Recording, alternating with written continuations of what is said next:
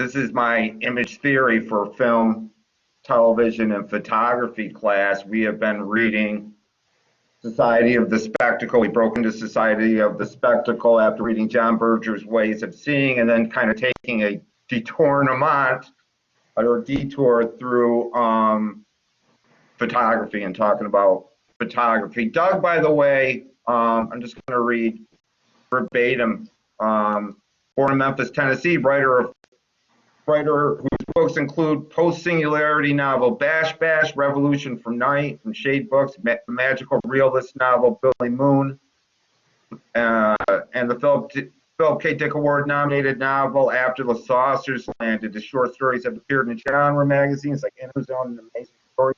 I was a huge Amazing Stories fan, and as well as like Analog. As remember Asimov's. Oh yeah, it's still around, isn't it? I don't know, is it? I mean, I just haven't really followed it. Yeah. And you were the host of the podcast Diet Soap. Now you are the host of the podcast Zero Squared.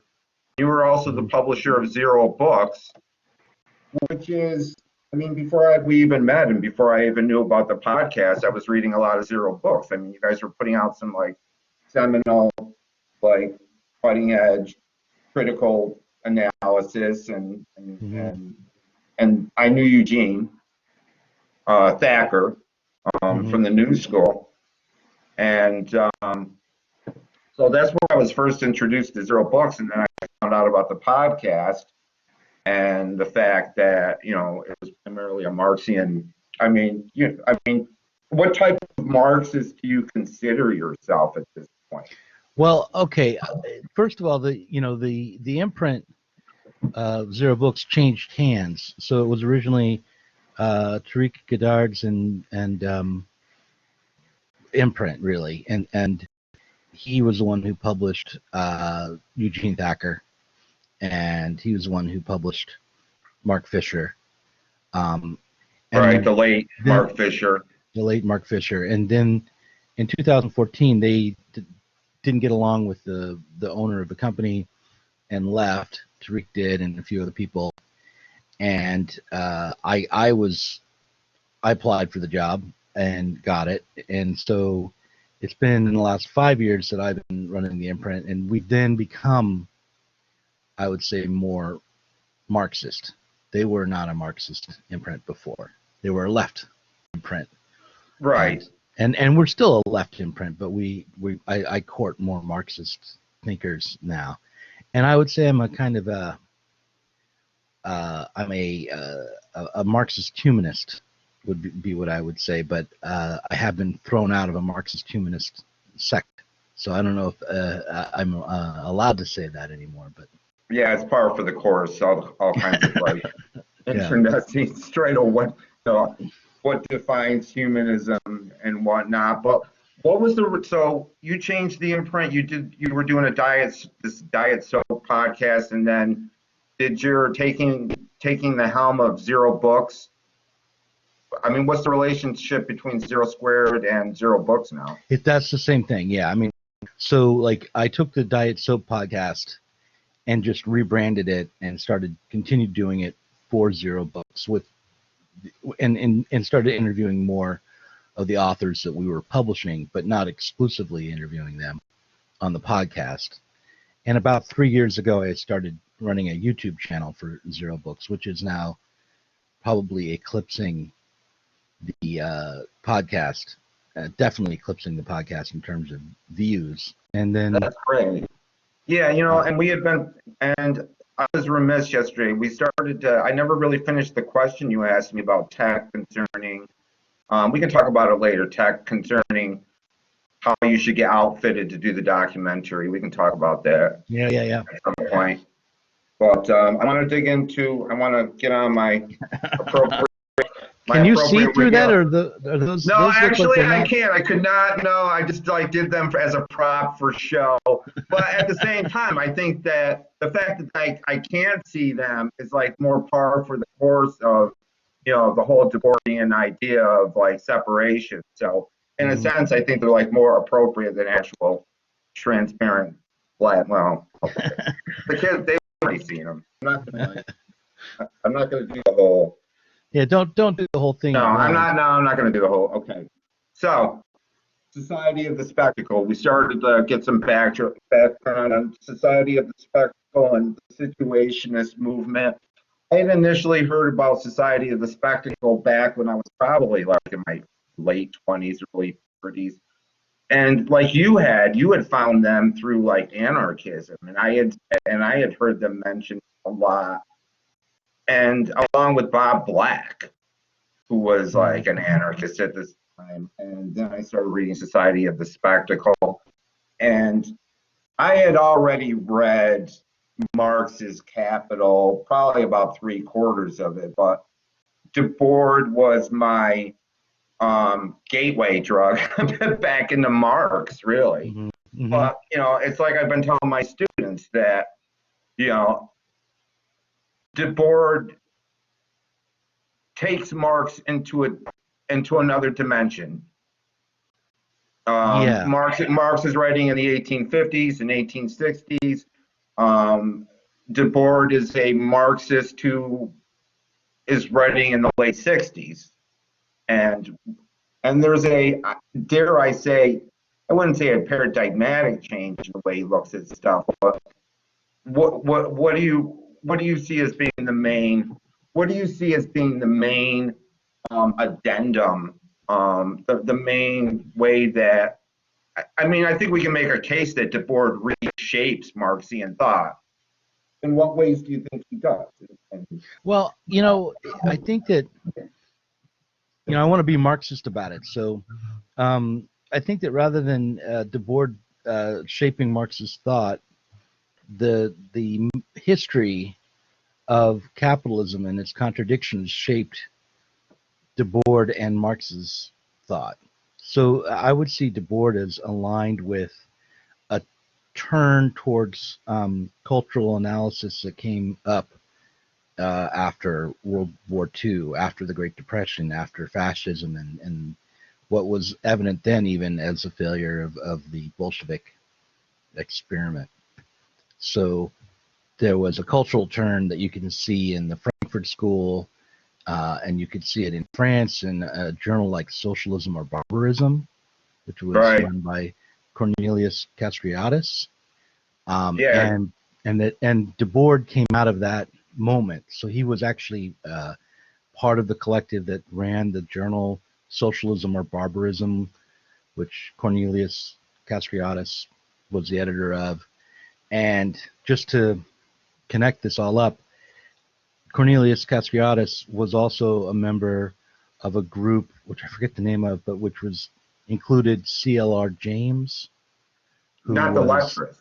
You're talking about a group other than the Lettrist movement? Because for my students, the Letterists. Yeah, the Letterists were, that was Debord. I'm talking about Cornelius Castoriadis now. right.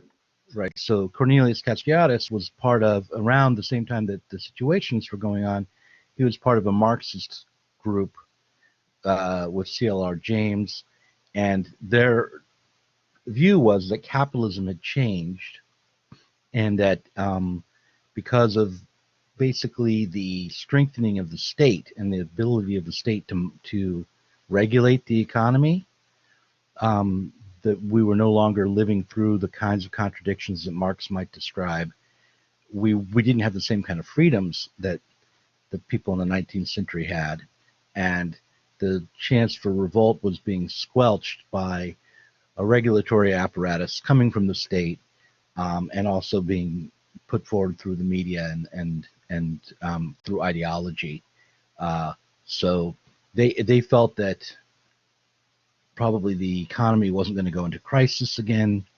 The New Deal, the welfare state, the new kind of capitalism, which was micromanaged or by monetary policies and other things, would last forever, and that the people were becoming placated and were unlikely to resist, or that they had to. The only way they could resist was on other grounds than the strictly economic ones. Strictly economic ones. And we have to point out that the book comes out in France in 1967, and we have to kind of Yeah. set the political stage for like what is going on. I mean, depending on who you talk to, the book is more or less influential on the student uprisings in France and Yeah. other places in Europe, the Prague Spring, the Paris Spring, and also, one can make a case that it was influential on, the student-led anti-war movement here, along with I Marx. think that the student movements here were influential on the students in Paris and not the other way around. I mean, That, that's an interesting take on it. yeah, because, well, they just historically that would make more sense because, the free speech movement had happened 4 years earlier, and the new left coming out of the SDS had already been going on for several years before the student strikes started in Nanterre in 1968 in Paris. So if there was, in France, if you wanted to resist the very restrictive academic environment of the French university, you would probably be inspired by footage of American students resisting the Vietnam War, and before that, resisting in the name of civil rights and black people's freedom in the mid '60s as well. So I want to just pull up really quickly an article that cites the main, like it quotes Marx, the wealth of societies in which the capitalist mode of production prevails presents itself as an immense accumulation of commodities, and that Debord in the book Society of the Spectacle basically reworks Marx's assertion and says in societies where modern conditions of production prevail, all of life presents itself as an immense accumulation of spectacle. Everything that was directly lived has moved away into representation. And for 67, this idea, making this distinction I mean, he quotes Feuerbach. So he's not, the very first chapter for my students, the opening quote is by a German philosopher by the name of Feuerbach that makes an assertion that sounds a lot like Baudrillard in a lot of ways, that the signifier and representation has replaced real life, and that it seems like the primary opposition that runs throughout society of the spectacle is twofold. And there seems to be this binary opposition between what is passive and what is active. Passive in the sense of being docile, being made docile by the spectacle, and active being, the other side of this, like active being authentic and passive being kind of inauthentic, and that we have been put into the mode of passivity, docility, by the means of this entire apparatus that is very, very complicated. He doesn't reduce it.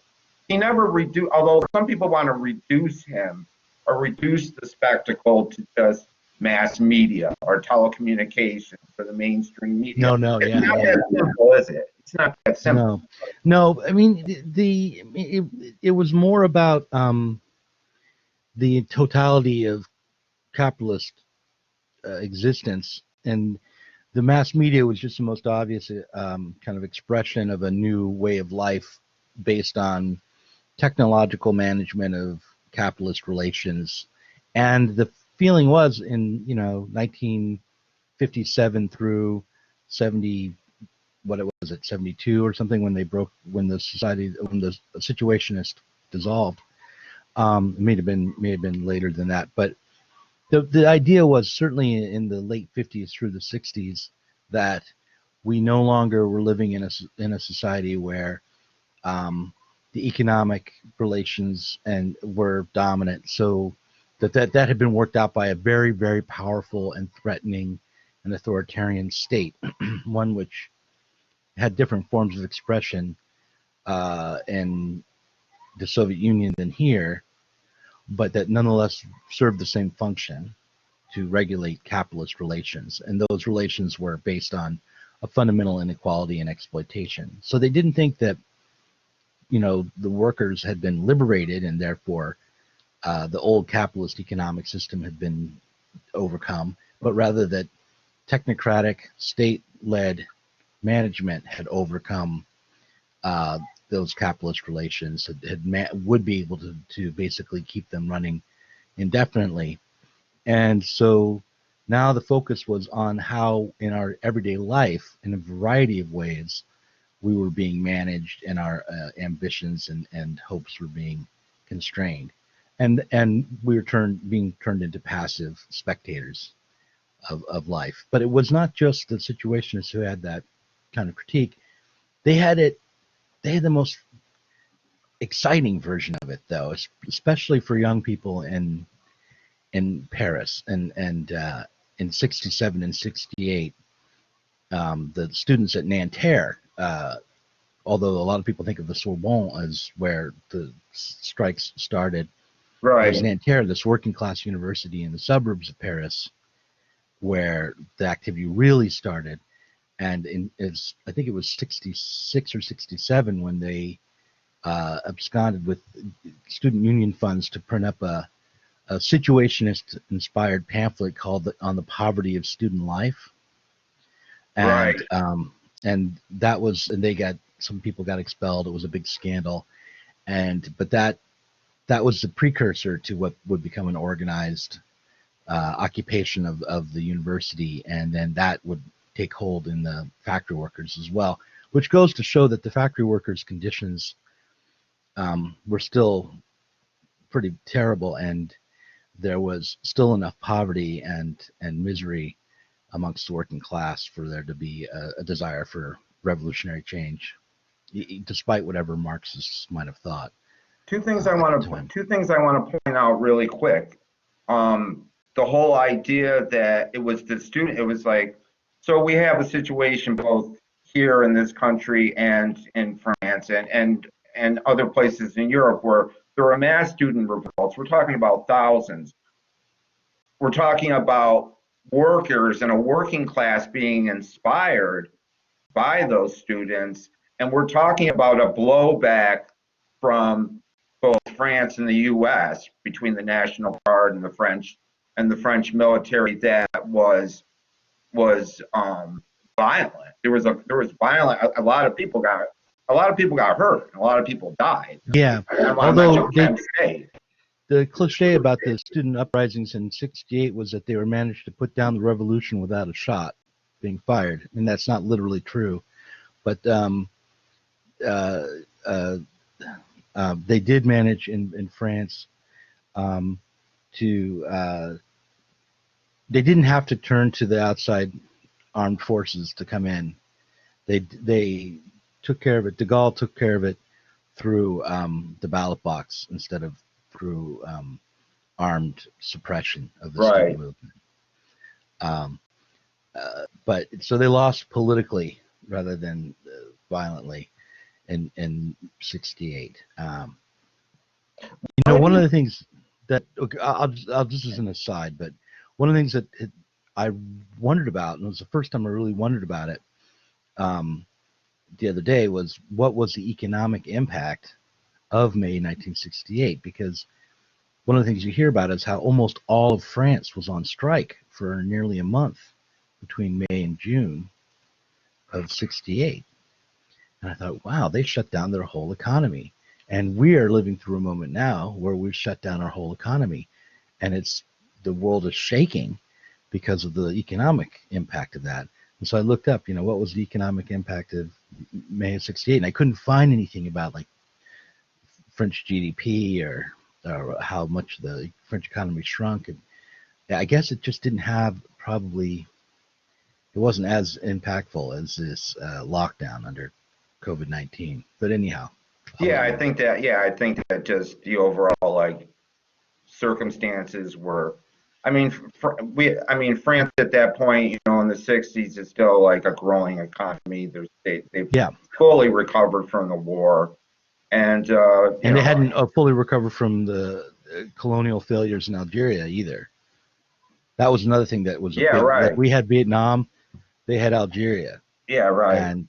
and that was a big part of what motivated students in '68 as well. But yeah, when I think about the situation, is the first thing I think about is the student and worker strikes of May 1968. If there's a reason why they're relevant, the Situationists are relevant, is because the students and workers took their theory up as a kind of weapon and real working class and struggle in that year. You talk about how the Situationists had a lot more of an appeal for young people than, say, just the usual programmatic, worker councils or things like the DSA. What was it? I mean, I have my own ideas about why Debord and the Situation is so appealing to young people and why we keep on going back to them. But I want to hear your take on it. Well, they were artists as much as they were radical theorists. I mean, Debord wasn't, but the group, the Situationists, were, and even Debord was in a way. He was a filmmaker, right? Right. Yeah. Of course. And so they had a sensibility and a style that maybe a lot of the other radicals at the time didn't. They did fun things and were interesting. They would take comic strips and write in new text in the speech bubbles, and they would really. They had a journal that was, I don't know how many people read it, but it was kind of notorious, the International Situationist Journal. And they did things like, for one of the issues, they put sandpaper for their cover, so that if you put it on your shelf, it would destroy the books around it. In other words, it was just going to break from history by destroying the history on your own bookshelf with the sandpaper cover. So they were clever and they were creative, but they did, they tried to suppress the artistic wing of their membership. But that's where they came from, was sort of out of this, the letterist movement, the surrealists, the letterists, the situationists. There was a continuity there, and Andre Breton, the surrealists and the Dadaists, they were certainly more conducive to a party-like atmosphere Right. and dreaming, and a certain kind of utopian visionary dreaming than your typical communist party meeting would tend to give you. Right. I mean, I think that, one could make the analogy of, like, the counterculture movement here, that it was more about Woodstock and music and free love and taking hallucinogens than it was about reading Marx or Mao's Red Book or Marcuse. That these aren't just intellectual movements, they're social movements that have an intellectual core. Yeah. Yeah. I think that the hippie movement and the new left tend to get conflated and were mixed, but I think that there was a distinction to be made between the hippies and the new left, and that the kind of hate Ashbury counterculture was only lightly involved in the what we think of the politics of the new left. But I was born in after all that, so I'm just sort of basing that on some reading. I don't know, Right. but yeah, I definitely think that. I mean, it's not like the situations for sitting around tripping balls, but they were getting really drunk on wine, and sitting around in Parisian cafes, drinking and pontificating and creating journals and art. Um, so I think that had a lot to do with their success, and also I think they were good at publicity. They took credit for May of '68 in ways that probably wasn't very realistic. I mean, they had some influence on the Nanterre students, though, that's for sure.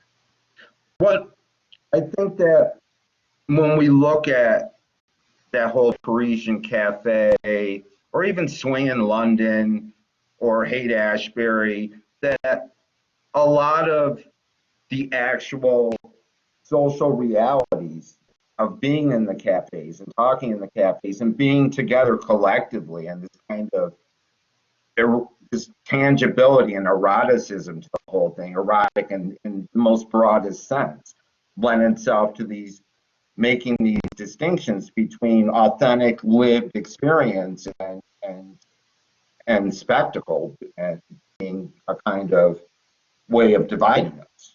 That, You know, the thing to remember about the Situationist International, though, is that that group started in the 50s. And by the time May 68 came around, Guy Debord himself was in his 30s. It was a kind of, I think of the Situationists as being a little closer maybe to the Beats. yeah, definitely, yeah. So it was this kind of the late 50s moment is what gave birth to this new approach to critiquing capitalism, because the late 50s moment was the moment of this global boom in the economy, and a feeling that it was stultifying to not being able to, not to the kind of the reality that the Great Depression had happened and capitalism had survived, and we were all just, these conformist men in business suits, and and in these little nuclear families, and if you're in Europe, we were all being inundated with American product.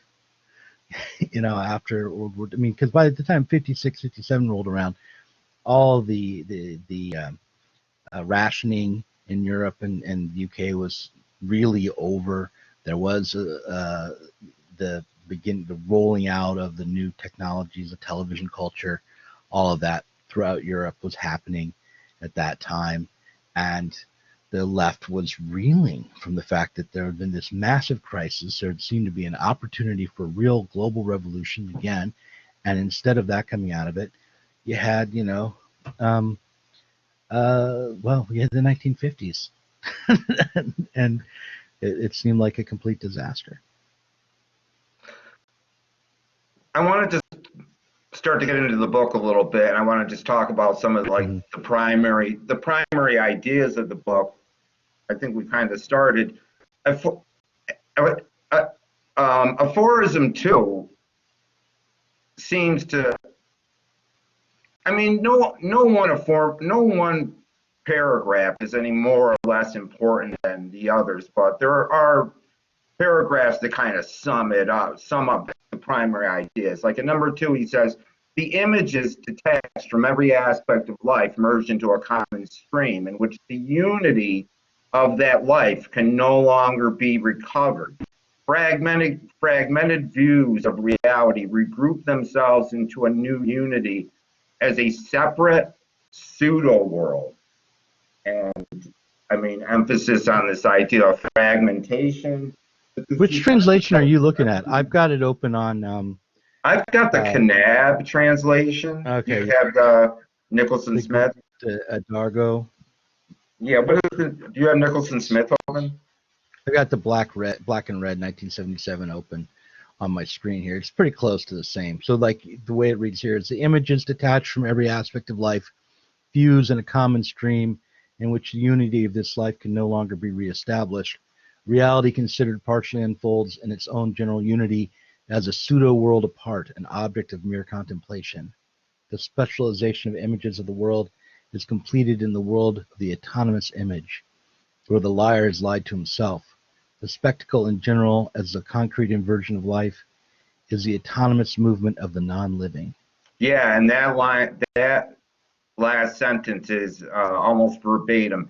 In the Kanab translation, the second sentence from the end is, the specialization of images of the world has culminated in a world of autonomized images where even the deceivers are deceived.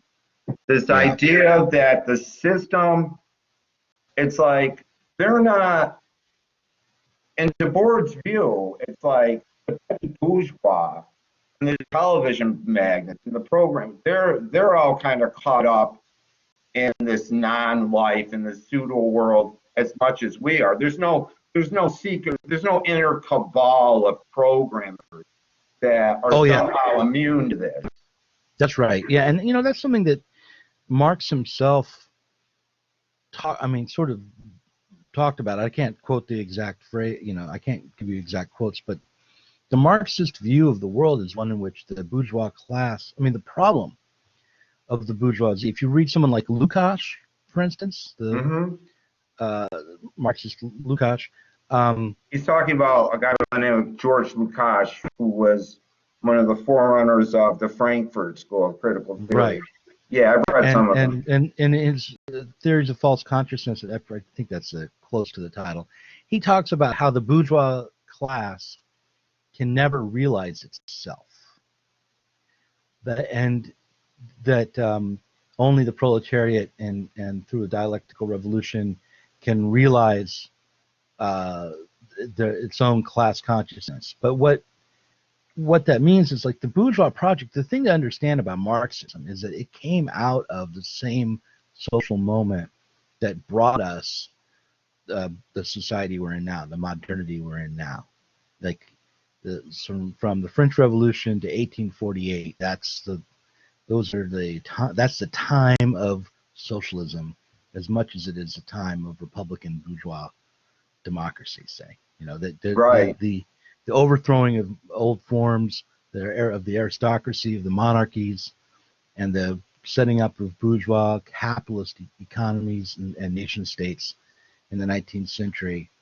That's the moment that defines Marxism.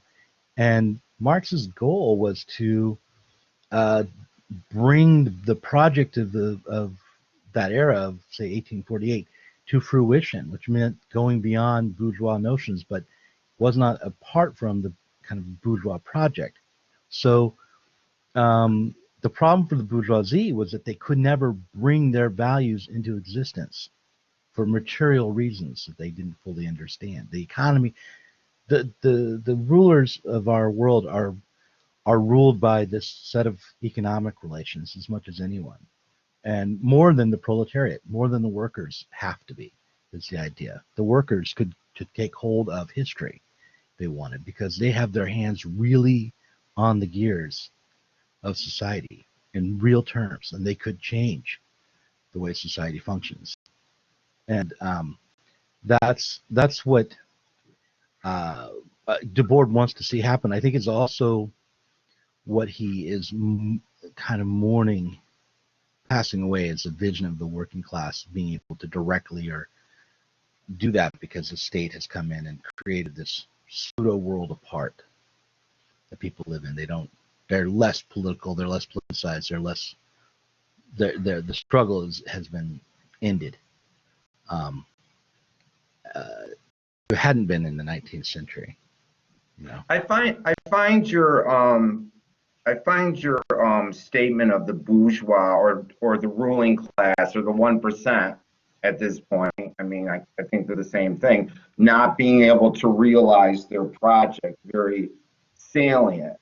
That and it seems to fall under this ethos of the kind of like Protestant repression that like Weber talks about. Like they Mm-hmm. can never really be. It's like it's this whole idea of you know Orson Welles, Citizen Kane. Just being like constricted by this this thing that he's created, and that he can't know life, and he Mm-hmm. can't retrieve that nostalgic past that entire class is. There seems to be an almost Freudian repression to it. It would Yeah, seem to be like that's part of it. There's this idea. There's this kind of addictive thing of not enough, coupled with this sense of anality that this allows them to live in an analogous way that the working class is not allowed to live. Does that make sense? yeah, it does. To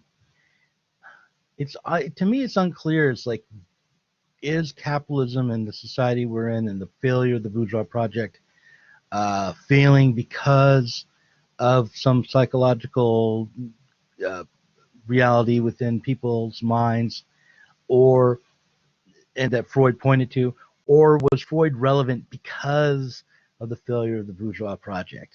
Like, was Freud describing something that was happening historically, or was something happening historically because of the way we are, that in the way that Freud described? It's hard to say, but I tend to think that the first thing is true, that Freud was describing the psychology of a thwarted bourgeois society as much as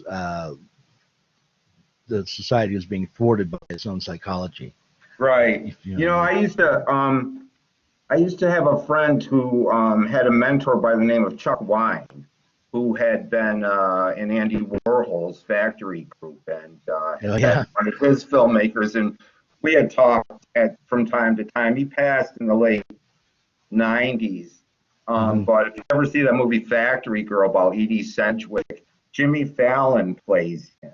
He was kind of like her handler, but he was very, very well read, and he was very counterculture.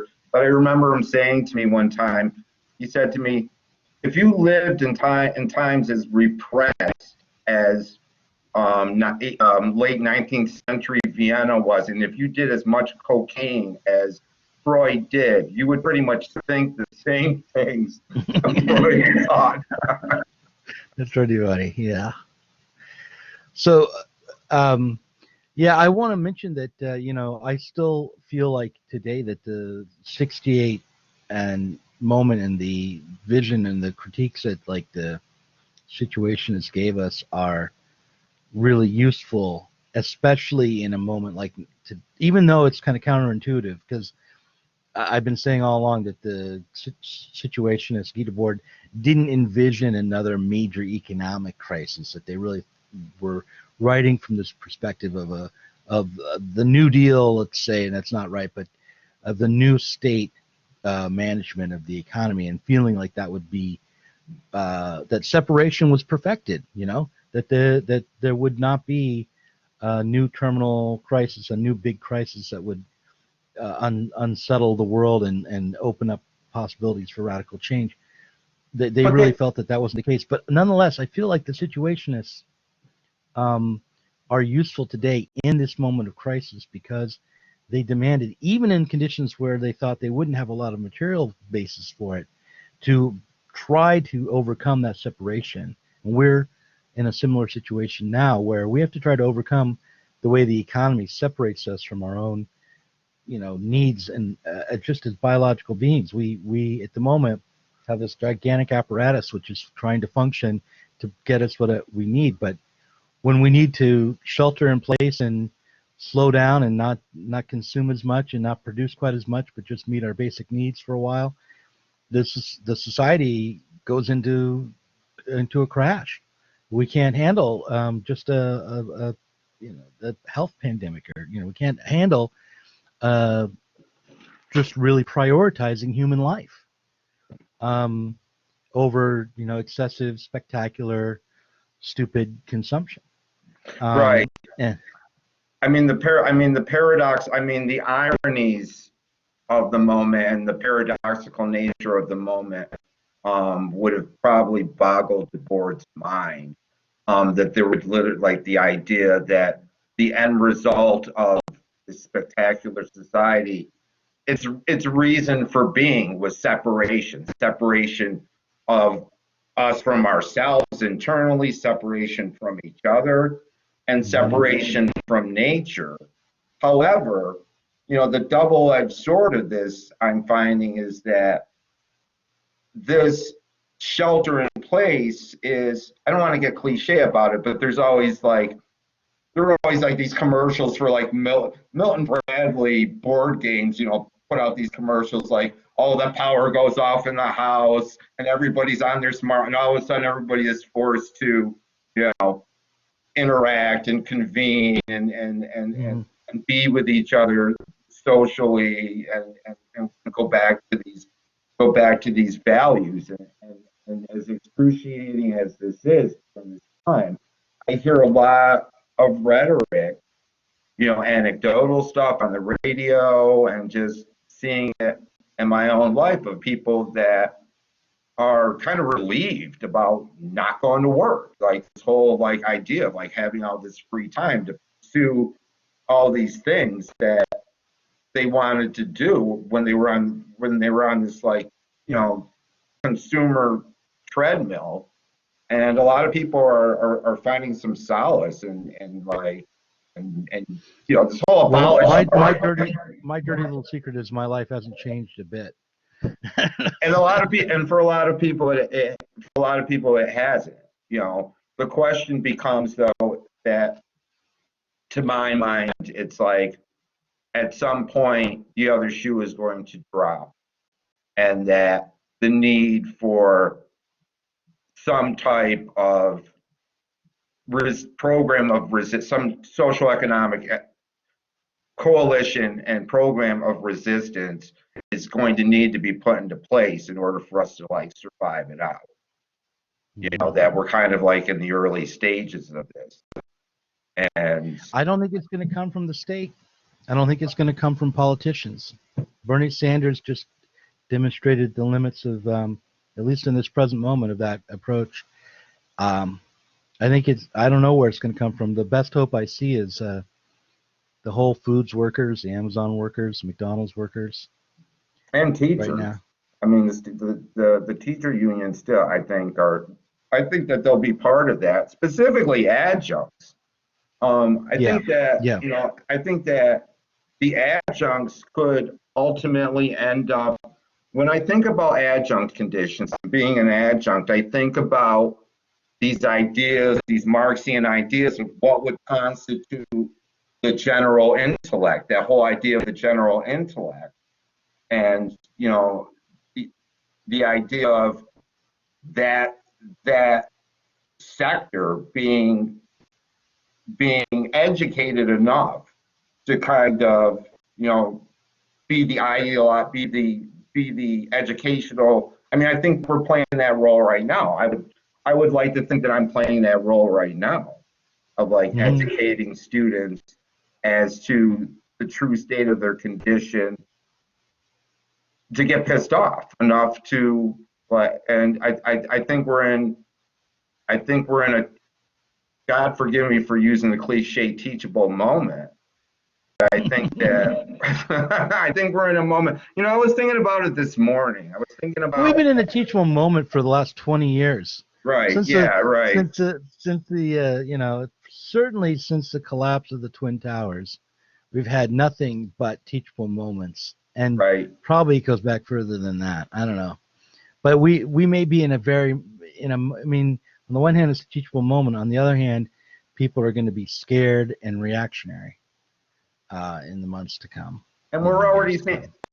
I mean, the irony of who is picking up the baton of resistance right now and like marching, like for instance, in Michigan and Lansing, you have all these people like violating the social distancing protocols in order to, you know, storm the Bastille of Lansing to go back to work. You know, so it's kind of like it's Tea Party type of people that are. Look, in May of 1968, the working class and the students were on the streets trying to occupy the factories and make a change, and at the same time, the shop owners and the rich were on the streets trying to shut them down. Today, you have shop owners and landowners and the petit bourgeois, you know, out in small numbers in a few states, being given a lot of airtime to say get back to work. And they're not talking about going back to work for themselves, not for the most part. They're talking about getting their workers back. And damn the health consequences. Right. I got to keep my rent. I got to pay my rent. And those small business owners, I mean, they're not to, you know, be embraced, but on the other hand, they have real problems because the small business owner, for the most part, exists month to month on, you know, small business loans, short-term loans, right, which they can only pay off and keep their business afloat if they are in business. And if they get shut down for a month, they can't pay those small business loans, and they may not be able to pay them the next month after that, even if it's Right. forgiven for a month or bumped over. I want to So I want to follow up on that thought. I need to take a really quick bathroom break. I drank too much coffee, so I want to open the floor up for okay, anybody, any of my students, that want to ask Doug a question. Let's like open the floor up and like we'll keep the dialogue going, but just give me like 2 minutes. all right. Is anybody out there? Who's out there? Am I on my own?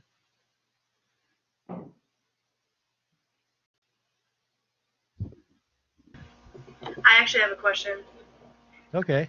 So, a lot of books about like science fiction and stuff, but Mhm. do any of those actually come from like inspiration from other books or movies? Yeah.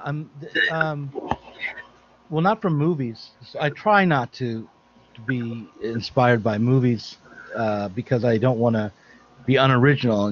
But I watch a lot of movies. But yeah, I mean, I'm very much inspired by the works of Philip K. Dick. My first novel was about the student worker strikes of May 1968, and it was also about Christopher Robin Milne, who was the son of A. Milne, who wrote the Winnie the Pooh stories. Yeah, I need So, to read this. and he's a character in that. So yeah, I guess you can say for sure that my first book, Billy Moon, was inspired by Winnie the Pooh and the student worker strikes of May '68. And actually, I said I don't try not to be inspired by movies, but by Godard and some of the new wave French movies, French directors of that time period of the '60s. So yeah, if you're interested in this stuff and want to read one of my novels for whatever reason, that would probably be the one to read. Although Bash Bash Revolution, my latest one, is probably the most accessible, and I directly try to figure out how to overcome capitalism with computers in that one. So There's been a lot of influential, I mean, notwithstanding 1984 and Brave New World, there's always been, this, I was highly influenced by Ursula Le Guin's The Possessed. That was a big book for me. The yeah, Dispossessed rather. And yeah. Philip Dick, of course, Philip Dick and all the new wave of science fiction writers. Um, but yeah, but I was a big film guy too. I was really influenced by, and I think we saw a watershed of like dystopian. People forget about this whole dystopian phase of like late '70s Hollywood of all these films like Soylent Green and THX 1138, and all these kind of reworkings of this. There was like this dystopian genre that seems to conflate with the opposition movement in this country. Another novel that people should check out if they're interested in the Situationist is um, called The Dream Years by Lisa Goldstein. Right. Um, and it's all about the surrealists and the Situationists, and it was written a while back, like in I think the '80s or early '90s, '85, yeah. And but it's worth checking out. That was a book that influenced Billy Moon as well, actually. Did you ever read Michael Bishop's book, The Secret Ascension, about Philip Dick and Yeah, Nixon? Philip And K. Dick is Dead Alas is the other yeah, title for it. that was a Yeah, I fun. have. I remember that. I also remember reading Valis when I was in high school and just being like absolutely dumbfounded. Like, Yeah, holy, when I was in my early 20s, I read a lot of Philip K. Dick, including Valis, and it probably ruined my life. I still want to do the I still want to do the film version of Valis. I want to do the film version. Yeah, a lot of people have Fred, tried to. Do you feel that we have science a fiction question. makes it, yeah, makes it easy to point out? What was the question there? Can you Makes it redo easy. that, Fred? I think I can look at that. Yeah, I found it. Do you feel that science fiction makes it easy to point out problems in the world? Yeah. I feel that science fiction not only makes it easy to point out problems in the world, but also that for me, it's a way to concretize philosophical and political problems that you might not be able to do if you wrote a more straightforward, realist kind of book. So I feel like, I'm not really a science fiction writer unless you feel that Marx really was a scientist of some kind. Like I'm a critical theory fiction writer. I use, instead of science, I use these ideas from left-wing social theory to inform my writings. So like I wouldn't ever get published in analog, but I can get in amazing stories. But yeah, I do think that science fiction is still a good genre to use to try to explore social problems. I mean, just because you're not like this golden age, like like Caltech, P8, like someone like Larry Niven, it's like, a lot of like spectacular like social theories like came out of out of that second wave. Spinrad, Thomas Dish, Oh Michael yeah, Moore, yeah. a lot I of them, love those none guys. of those guys were, and Kim Stanley Robinson now is like, Yeah, you know. somebody who I am jealous of and don't like. uh, I've met him. He's actually a very nice guy. China But Maville, don't get me started. don't mention But anyone who's writing today who's alive in front of me. They're all yeah, more but we successful. digress. We Um, digress.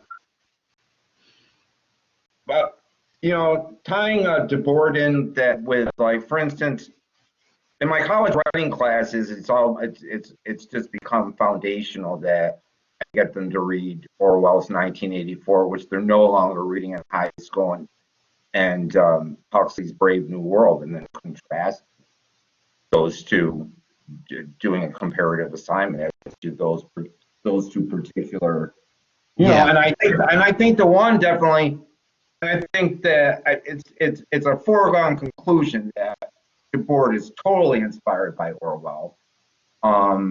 Definitely read Orwell, but when for instance we start talking about this idea of the diffuse spectacle and the concentrated spectacle, when he starts talking about how the spectacle has a couple of different forms, one being the concentrated spectacle of authoritarian,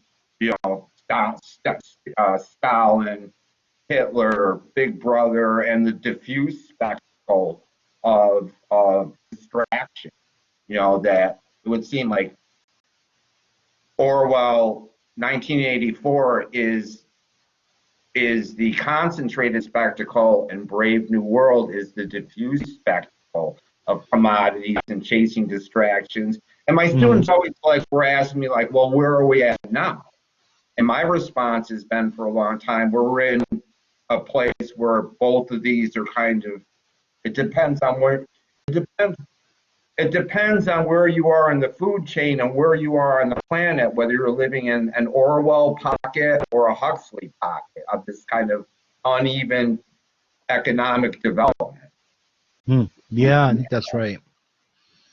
That and one turn we have like McWorld and just this hyper reality, this kind of Vegas McWorld, kind of like semi-affluent. You think about like Rio. You think about like the front end of Rio de Janeiro as opposed to the 100 miles behind the facade. Yeah, and right. yeah, right. And it's like we're living in both at the same time, depending on where you are in the food chain. And neither of them, and I think that Debord would say that that each of them does its inimitable form of violence upon us. That we're talking about, that we need to talk about this separation as a kind of form of violence that we're doing to ourselves. Yeah. I agree. But the other side to that is also, it's not just the violence that we're doing to ourselves, but it's a, it's a abdication of our responsibility to ourselves. And the Situationists thought we could create a society based on productive play and take hold of history as a kind of a game between free people living in real situations. And so, in a lot of ways, the Situationists were very much optimists about human potential and what life could be. Right, and I think we have to pose.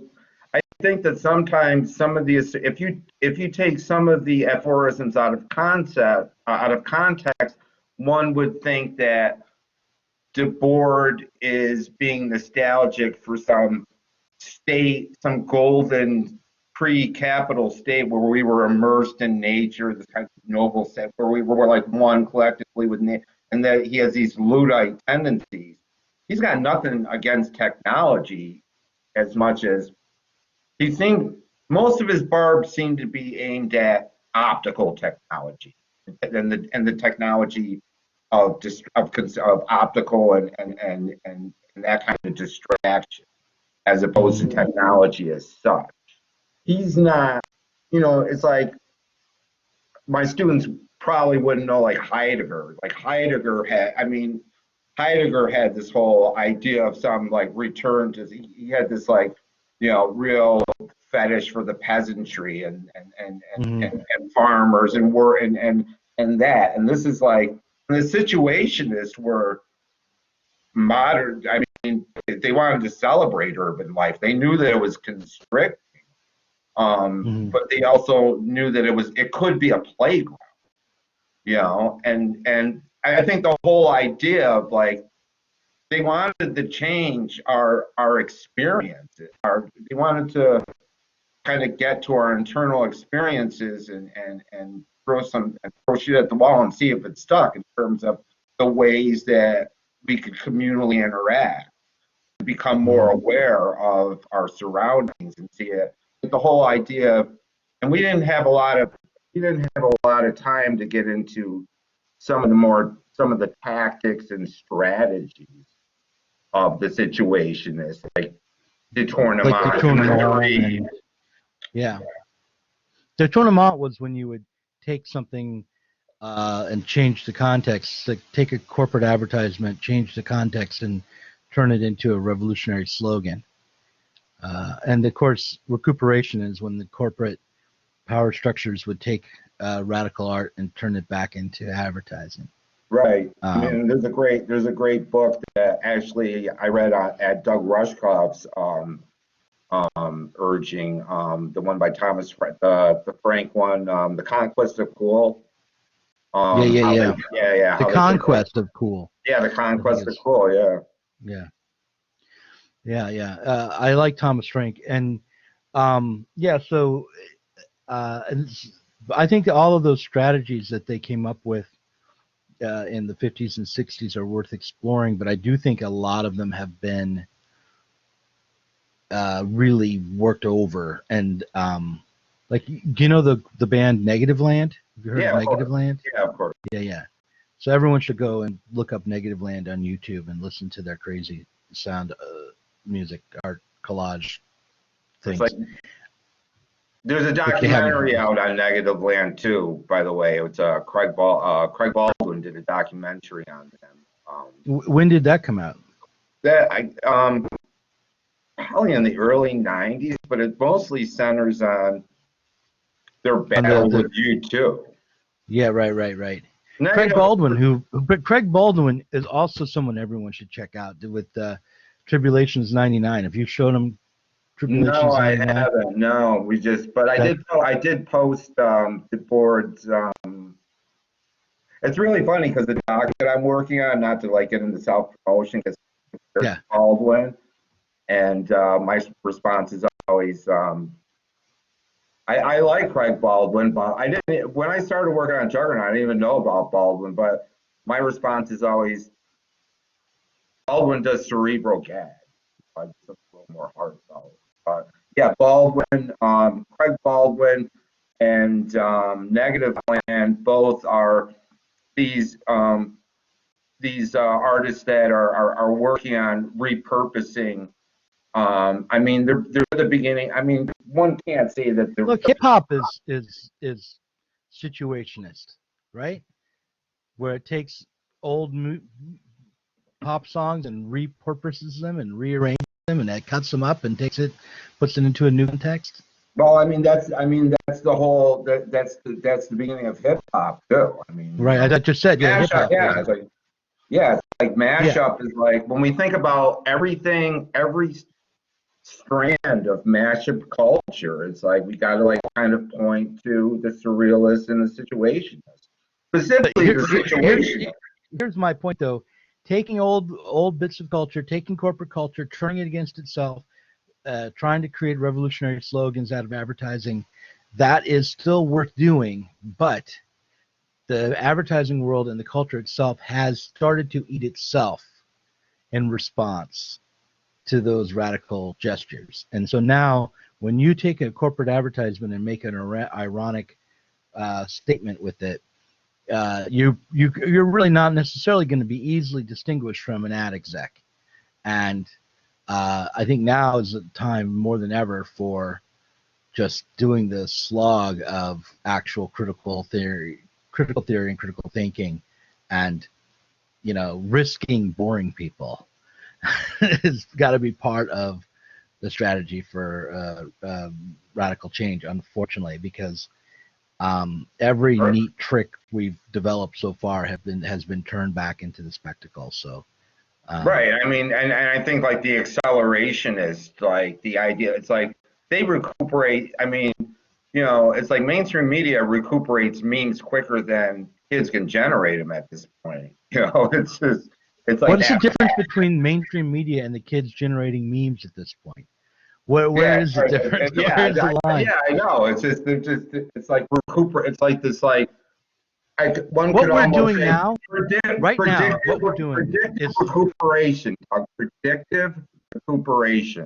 what we're doing Remember, I right now, coined it. literally, is what Saturday Night Live looked like last week.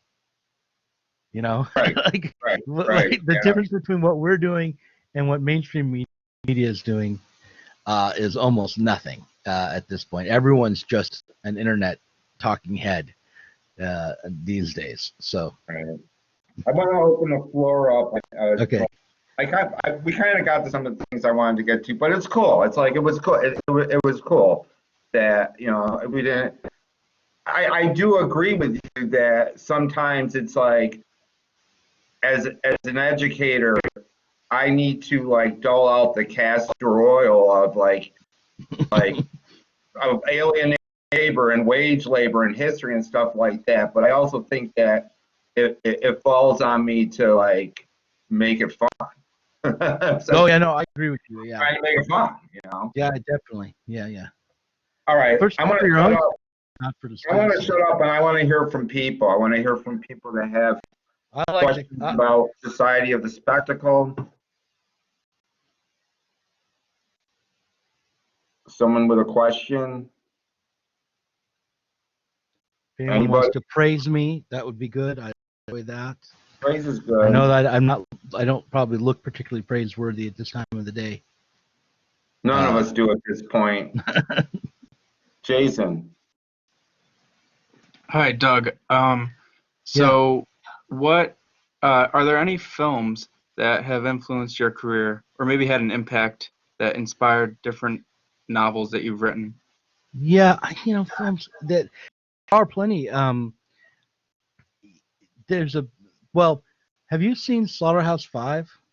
That's a film that I just watched the other day, and every time I watch it, I get something new out of it. And it's a great book too, by Kurt Vonnegut. Kurt Vonnegut, yeah. Yeah. So there's but probably like my favorite film. And one of my favorite 70s actors is Valerie Perrine. Yeah. The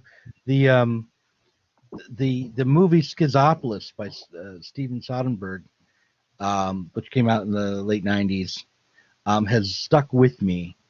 And I feel as though it has influenced my work. And it's the way that it's influenced my work is kind of demonstrates why my novels aren't huge bestsellers, of course, because like that's his least commercial film, Schizopolis, but I think it's great. But like Guy Debord himself, The Society of Spectacle is a film that's influenced me, and the works of Adam Curtis. He did a documentary film called Hypernormalization. Yeah, Not well, so guess long what? ago.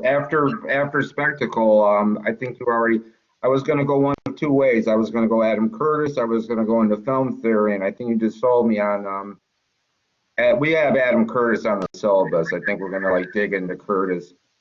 Yeah, I think we're gonna, he's really interesting and worthwhile. He has a very, I don't think of him as being a leftist per se, but he has a very keen insight into society and a critique of the left that he's developed over many films.